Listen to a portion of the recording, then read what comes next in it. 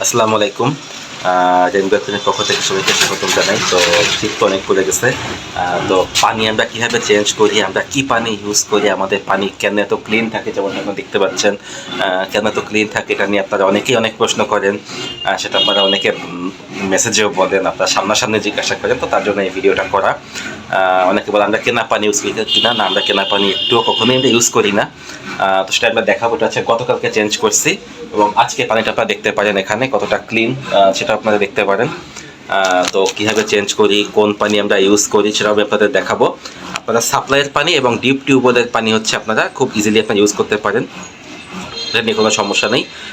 তো কীভাবে আমি কীভাবে পানিটা চেঞ্জ করি সেটাই আপনাদের দেখাবো আজকে। তো সাথে থাকুন, ভিডিওটা দেখুন। যেহেতু আমার পানির লাইন নাই, সেহেতু আমাকে এভাবেতেই পানি কল চেপে, ডিপ টিউবওয়েলের পানি কল চেপে ক্যান ভরে ভরে আমাকে আনতে হয়।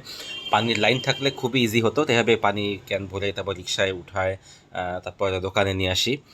তো যেহেতু আমাদের অনেক বড় সাইজের অ্যাকুরিয়াম, সো পানি একটু বেশি লাগে। আর যারা বাড়ি 1-2 ফুটের অ্যাকুরিয়াম ইউজ করেন, 1 ফুট 2 ফুটের, তাদের এত পানি লাগে না। তো পানি এভাবে পৌঁছায় গেল।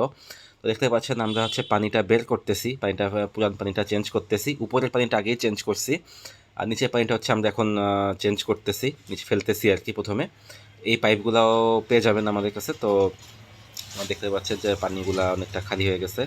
তো এরপর হচ্ছে আমরা এই ক্যানটা ঢালছি, ক্যানের পানিগুলোতে ঢালছি। আমরা হাফ চেঞ্জ করছি অবশ্য, ঢালছি।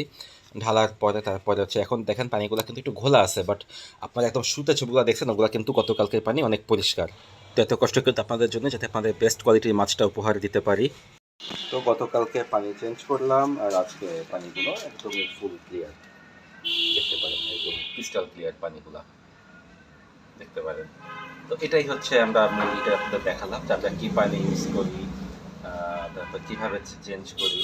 যেটা আমরা সবাই পানির লাইন থাকে, আমরা পাইপ লাইন দিয়েই চেঞ্জ করি, বাট যেটা আমার পানির লাইন নাই, সেটা আমাকে অনেক কষ্ট করেই পানি এভাবে নিয়ে নিয়ে আসতে হয়। তো এটাই আর কি।